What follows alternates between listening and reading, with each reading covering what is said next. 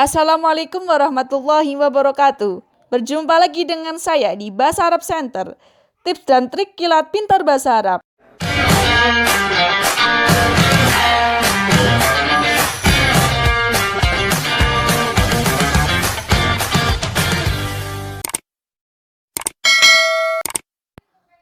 Pada video kali ini kita akan membahas tentang definisi kalam dan kalimah.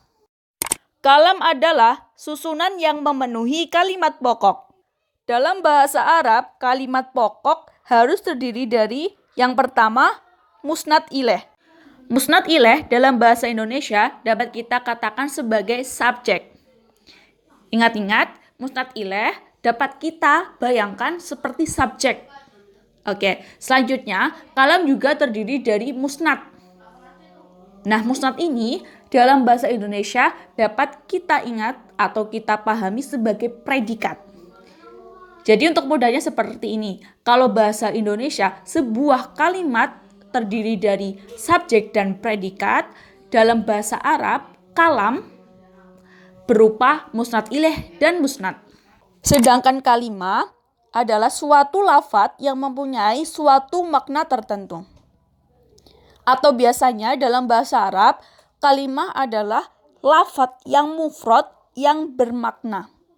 Nah, maksudnya adalah kata yang berdiri sendiri dan mempunyai suatu arti. Atau untuk lebih mudahnya, kita anggap seperti kata dalam bahasa Indonesia. Sekarang saya akan membahas musnad terlebih dahulu. Musnad atau dalam bahasa Indonesia dikatakan predikat ini bisa berupa fi'il dan khobar. Ingat-ingat, dalam bahasa Arab, musnad atau predikat dapat berupa fi'il dan khobar. Oke, langsung ke contoh ya biar lebih jelas. Saya ambil contoh kalimat pertama, Zaidun qaimun. Kalimat kedua, koma Zaidun. Oke, sekarang kita lihat kalimat pertama. Zaidun qaimun. Nah, sekarang kita beri kedudukan. Zaidun adapun Zaid. Nah, Zaidun ini sebagai mubtada. Zaidun adapun Zaid itu qaimun, orang yang berdiri. Itu qaimun. Nah, itu atau biasanya disebut dengan khobar ya. Itu qaimun. Berarti qaimun sebagai khobar. Zaidun sebagai mubtada, qaimun sebagai khobar. Untuk lebih jelas tentang khobar bisa klik pojok kanan atas. Oke, dari lafadz tadi kembali ke contoh. Dari lafadz Zaidun qaimun, Zaidun sebagai mubtada dan qaimun sebagai khobar. Jadi pada kalimat ini yang termasuk musnad adalah lafadz qaimun karena qaimun berkedudukan sebagai khobar. Oke, next kita ke contoh kalimat kedua, yaitu koma Zaidun. Nah, pada kalimat koma Zaidun terdapat fi'il. Tadi kan musnad bisa berupa fi'il. Nah, pada kalimat koma Zaidun ini yang termasuk kalimat fi'il adalah lafadz koma yang artinya berdiri.